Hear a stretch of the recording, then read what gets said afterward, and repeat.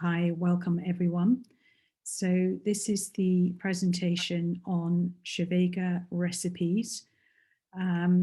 So we're going to ask you to stay muted, and any questions that you have, please could you send them by email or pop them through to chat.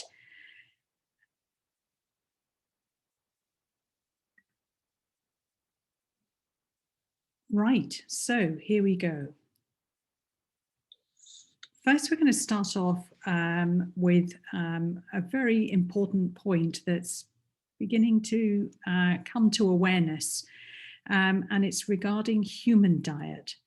And we'll be explaining why the connection to human and pets is so relevant with the work that we do with Shevega. So we've, in a lot of research that's coming out now, and this one's from the National Diet and Nutrition Survey, it's showing that a lot of the food that we're eating, over 50% in developed countries, and forgive me, we don't have a map of Australia here, but it's also the case there, a very high percentage that's being bought by us is ultra processed. And of course, this causes all sorts of problems in humans. And the reason why we bring this up now is because the diseases that are being shown in humans through this ultra processed food is actually in the last 10 to 20 years also happening to our pets.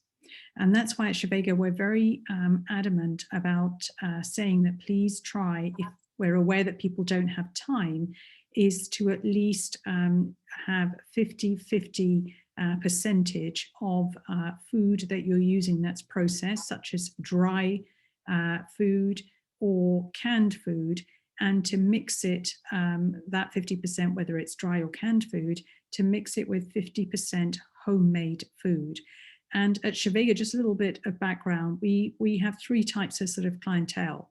We have beginners. So these are individuals who are very short of time. They're feeding their pets canned and dry food. It could be meat-based or it could be plant-based, but that is what we term processed food. And then we have intermediates. These are people who are feeding their pets 50-50, that is 50% sort of dry or canned food, the processed food, and then 50% homemade fresh food. And then, of course, there are advanced, and these are individuals who are plant-based, vegan, and they're cooking for themselves fresh food and they're sharing it with their pets. An important point here is about supplementing. There was a recent case, so by background, I'm a senior lawyer. There are cases now coming up which is it's cruel to feed your pets a vegan diet, and that is the case. Because you have to be very careful what you're feeding your pet, and it cannot just survive on a vegan diet. And that's also the case with humans. So myself being an ethical vegan for over 14 years, I have to be very careful about how I supplement, and I do need to supplement because I don't feel comfortable that all my food all the time that I have, because as a senior professional, I know that I have to supplement my food as well. So similarly, with pets, and that was our sort of background and work in Shevega to ensure that people understood that processed food for pets is causing a lot of health problems, and that there is a way out of that. But similarly, educating humans on a plant-based diet, and that it is possible, but again, to be very, very mindful of the food that they're eating. So just some last sort of facts on the human aspect of nutrition. There are 10 global causes of death that we're seeing in particularly the Western world. And we're calling it sort of malnutrition. And malnutrition is you may be eating, sort of highly processed food, etc. You're not getting all the nutrients. And the indicators are high blood pressure, obesity, overweight, anemia, childhood stunting or wasting, and childhood overweight, and the high salt intake and the impact that has on blood pressure. So regardless of wealth, children and adults are eating too much of refined grains and sugary foods and drinks, and not enough fruits, vegetables, legumes, and whole grains. And of course, the causes of death, we've got heart disease, stroke, pulmonary disease, respiratory infections, etc. And now what is extraordinary is that over the last 10 to 20 years, vets, and Melina will talk more about this, Dr. Melina Fielder will talk more about this, we're seeing in the last 10 to 20 years, there is similar, what is showing in pets is that they're coming up with similar sort of symptoms. And again, that's the strong link to animal junk food, very, very similar to human junk food. So pets are malnourished. And so in pets, diabetes, cancer, seizures, arthritis, autoimmune disease, they're all sort of prevalent because of highly processed food that they're eating.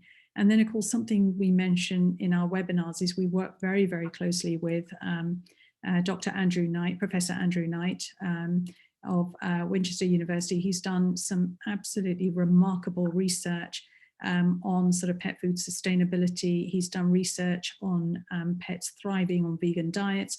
However, he stresses that they must be balanced. And he's very aware of Dr. Melina's work as a vet nutritionist, and advocates very strongly her work on nutrition. And then an important point around sort of plant-based and vegan diets for humans and animals is the essential amino acids. We know there are 10 essential amino acids. Those are the constituents of what we call sort of protein. The typical question, do you have protein in your diet as a vegan? This is similar in animal and human diets, albeit that there are different amounts that are required for animals than in humans. So in a vegan diet, they'll ask you, where do you get your protein, etc. What they're really asking is, are you getting the requisite amount of amino acids and in the right amounts? And of course, for dogs, there's a higher requirement. So you need to ensure that you supplement. Again, this is critically where we sort of advocate that you need to be sure that you're supplementing a pet who's on a plant-based diet or on a very highly processed diet. And then I'm going to pass over to Dr. Melina Fielder. Melina, so developing oral tolerance. Yes, I just want to thank you for introduction, Ruby, and thank you participants for joining us. And I'll start with developing of oral tolerance subject. I hope you all hear me well. Yes, it's fine. Yeah, that's fine. So developing oral tolerance, why is that important? That's actually the main reason to prevent allergic reactions, which are really common in dogs that are starting in their early adult age, and later to the end of their lives. So if dog doesn't develop oral tolerance when it's young, puppy, it will always have problems with the digestive system. How do we do that? To develop oral tolerance, the main mistake is with the breeders that are starting early weaning. It starts with 3 weeks of age with the little puppies. And it should be moved to at least 5 to 6 weeks when we offer them solid food. So we start with a different solid food like carbohydrate sources and protein source. Proteins are the ingredients that puppies and dogs will be allergic to. So no carbohydrates or fat ingredients would be a problem with developing allergies, but protein. The other mistake is to get puppies immediately on processed diet. What you said, Ruby, junk food, that is extremely processed with human and with pets, causing the same diseases that pets never had that before. But now in the last, 30 years or 10 years mainly, in majority, they develop different diseases that would never happen to them before, when they were on homemade diet. So it's really important to get your pets, your young puppies, on homemade diet as well. I know we all struggle with time, so we don't have really time to prepare for them diets, even to freeze and prepare for 7 days or 2 weeks. But what we can do, we can feed 50% to 50% of commercial, so kibble or wet food, with 50% of the homemade, plant-based, and of course give supplements, because without supplements it is animal cruelty, actually, because they don't get the nutrients. So why do they develop allergies? So next slide we'll see what they are allergic to. They're mainly allergic, as I said before, on a protein. Now there is a difference between allergy and intolerance. Allergy is when the body is producing antibodies to the allergen, which is presented by the different protein. Mainly what they're allergic is gluten, as a plant protein there, and dogs are extremely allergic to meat protein, and it's not really clear why, but almost like every dog would be allergic to some animal protein. And so when they have some gastrointestinal problems, then we have to stop every meat protein to be fed to the dog, and we go for tofu, which is the plant-based protein. If dogs have allergies, we also don't give gluten. So that is the two main reasons on allergies. Now, how do we, so this is just a bit of information, what to be concerned about. If your dog has already developed some intestinal problems, you have to be sure not to give meat and be very careful with the gluten. Okay, so in the next slide, we'll see, maybe Ruby, you can say how in Shevega we, what's our goal and what's our, invention, sort of. Yeah, so thanks, Melina. So here, something that we share often is looking at, this is a plate that was prepared for my dog, who is coming up to 14 years. Bono, he's been plant-based for 9 years. And this is a meal for myself. So those are tofu sausages. I've got the vegetables, etc. And then unfortunately his bowl is slightly cut off, so apologies for that. But he would have exactly what I have, but mashed up with the supplements. And the key thing is, again, in our booklet, we've set out, the key sort of constituents: ensuring green vegetables, other colourful vegetables, whole grains, fruits, calcium-rich food, and legumes. So the key thing that we really do advocate is that you can have one meal that's sustainable, that sort of feeds you, and you can feed your pet as well. So something we're also advocating very strongly with at Shevega is sustainability. Obviously, we're all aware of climate change, etc. So it's about reducing our carbon and paw print. And this was the sort of drive and the passion to create a very carefully crafted booklet where Melina has very carefully put together the sort of portions of the different sort of growth stages of puppies, from weaning till adult, on how you use the different sort of food bases that I just showed you earlier, but more importantly, how you can then ensure with supplementing that you're getting the full array of nutrients. So I'm going to pass over to Melina now, who's actually going to go through a fantastic recipe that she prepared, and we'll go into detail. Here we go, Melina. Yeah. Okay, so let's see how to prepare that tasty and healthy meal for our vegan dogs. And as Ruby said, really we are motivated to save time to people and to put our effort to teach you how to actually prepare one meal for the whole family, like Ruby is doing with Bono and her. preparing the same meal. Of course, if you like some more like spicy or with onion, you can always fry onions separately or give spices and then mix in your dish. For your dogs, of course, you can have onions, leeks.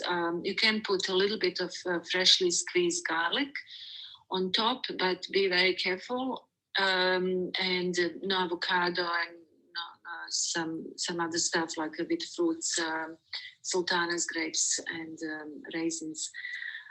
Now, with preparation, we like for ourselves, we look for the source of protein. If you open Shevega booklets, and I think all participants will be our clients that bought starter kit from us.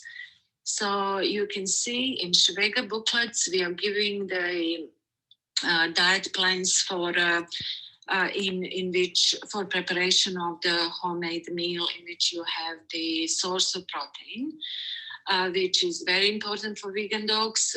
It can be legumes like lentils, soy protein, pea protein. It can be also fermented corn protein. And then you have a grain like rice, oats, and other options. In this case, I used gluten or seitan, and I used tofu. So those two combinations as a source of protein. Then we need a source of energy in the form of carbohydrates and fat, which are, you can see on this photo, is sweet potatoes, normal like white potatoes, pumpkin, mushrooms, then you have capsicum, green leafy vegetables, pumpkin. I even added a bit of lemon. It's always good to get drops of lemon. So there are different sorts of vegetables. Like I forgot cauliflower, broccoli. So you have a different option. Then we have, of course, in the booklet you will see the source of oils: coconut, flaxseed, safflower. For young puppies, it's important to give linoleic essential fatty acids, so sunflower or safflower oils. What is important, and lots of people who are feeding their dogs with the meat diets, they don't put antioxidants present in vegetables and fruit. And I would talk a little bit about the importance of antioxidants. In our Shevega supplements, we put high priority on antioxidants because they're extremely important. Dogs that don't have any source of antioxidants, and it's very common, they eat grass.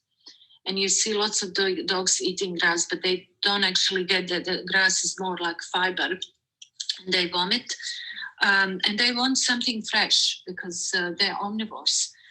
The dogs also lack antioxidants. In the past, they would have it in the soil. They would bury their meat and their bone in the soil, and they will have humic acid, fulvic acid, and they were the products of the good bacteria. Now, in these soils that are sprayed and fertilized, there is no good bacteria.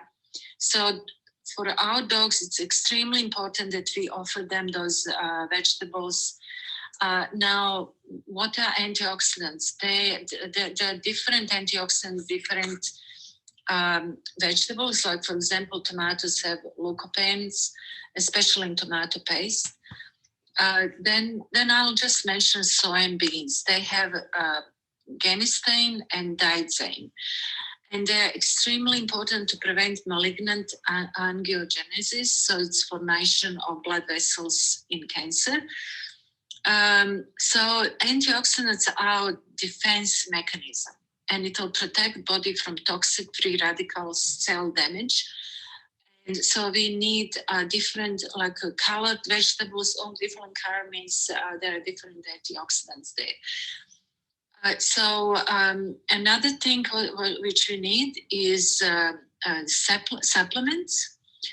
Prebiotics I also always mention, as for vegan dogs, they need to support their good bacteria. So when we go for preparation, on the next slide, we can see.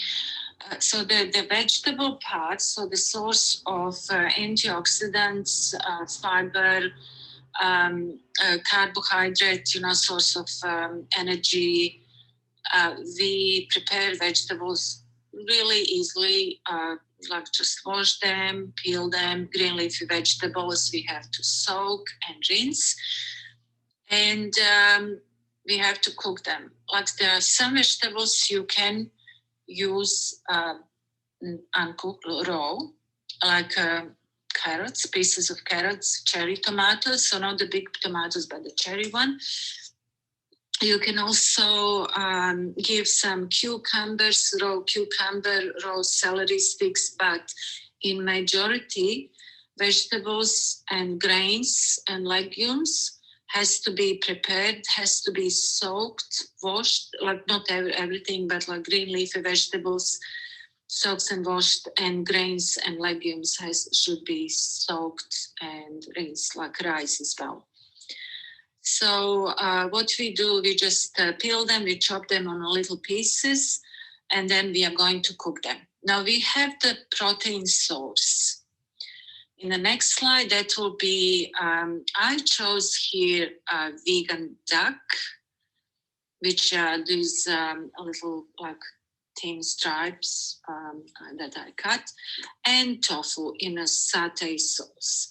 So I'll chop that in really small pieces, put some coconut oil, stir fry them for a few minutes, and then I got that crispy skin on top of the vegan duck that reminds my dogs and cats cannot differentiate between the fried vegan duck and chicken, fried chicken. It's the same, it's beautiful smell, they're all attracted to that. So it's really important to make it good texture, so they like it. Now, so what we do out of that, when we cooked all our vegetables and our protein, like stir fry, we mix it, we made one meal for us. So on that plate, there is a spinach there, capsicum, potato, tofu, and vegan duck. And on another slide, I prepared for my two dogs. You see in the middle, it's quite a lot of that vegan duck and tofu, because as you see in the booklet, and I went on the page where I explained for Shih Tzu about puppy 4 kilo weight. See on page 28.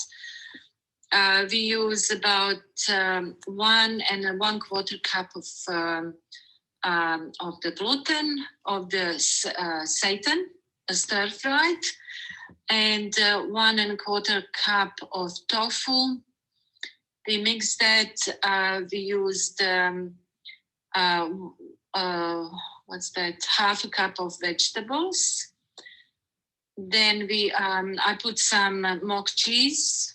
That is a coconut sauce, so that's quite oily because it's coconut oil. So you can give about 20-50 grams of that mock cheese. 130 grams. I made a mistake. And pea protein powder, you can add 20 grams of pea protein powder into that. So now you have the basic meal that you are going to add supplements on top of it. This meal, as we prepared, is not complete. And you can't, there's no way you can prepare a complete meal from the ingredients that I explained, from any ingredients. You can't possibly get any protein source, plant-based, that can replace meat without supplementing it. So if you offer your dog this meal that they will love to eat, it's still you didn't give them the full meal. You know, you gave them something that will at the end, like after a period of time, will cause a disease, because without supplementing, no matter how perfectly you combine a meal, you'll still be missing amino acids, minerals, vitamins, and lots of ingredients. You know, so how we did, I take 2 teaspoons. For example, we started with Shih Tzu puppy, 4 months old. I have 2 teaspoons, and in the water or in the oat milk or rice milk, whatever they prefer, or peanut butter. So mix it really thoroughly. Then place in the dish, so in the next bowl with the food that we have to mash, yeah. And then we squeeze the oil capsule. So the oil capsule is with omega-3, DHA, EPA, marine algae, and the vitamin D3, because we separated them. Now the next slide, you'll see how it looks like when it's not meshed. Before I offered to my dog Norman, my cat Orange, her name is Orange, she's a 17 years old cat. She came, smelled it, and I know she would love to eat, because she, as I said before, I feed my cats also vegan food, but they also get meat-based when I don't have time to cook. And they like vegan food as well. So you see, she started eating. Nobody, as some people say, oh, poor cats, you know, you're forcing them. Nobody forced Orange really to come there and eat, because Norman was the one who is supposed to, we are supposed to, you know, film him, and I have a video of him eating, and I have a video even of Orange. So if whoever is thinking, you know, cats are forced to eat vegan meals, and you know, they think it's not right, I can send them video of both Orange and Norman, and they loved it. And see what happened. Like I even put some apples. You can always put some seasonal fruit like berries, blueberries, blackberries, raspberries, not strawberries, because they can be allergenic. And like whichever your dog like, watermelon as well. And the dish was cleaned, like 100% cleaned. So I would pass now to Ruby just to explain more about our supplements that are, as I said, it is a crucial importance to have these meals in a booklet. They are prepared, they're actually formulated with only with Shevega supplements, because they match each other and complete. Thanks. Yeah, thanks so much, Melina. I think the key thing is that a lot of the recipes, when we were looking at how to make them sort of homemade, please do have a look at the Shevega booklet. So the key thing, and we sort of stress this a lot, is it has to be expert vet nutritionist who formulates this. It's you know, one of the things of having something like that is that you're feeding your pet with confidence. You know that they're getting the right sort of combination of nutrients according to their body weight and the type of breed that they are and the life growth stage they're at, and that's really, really important.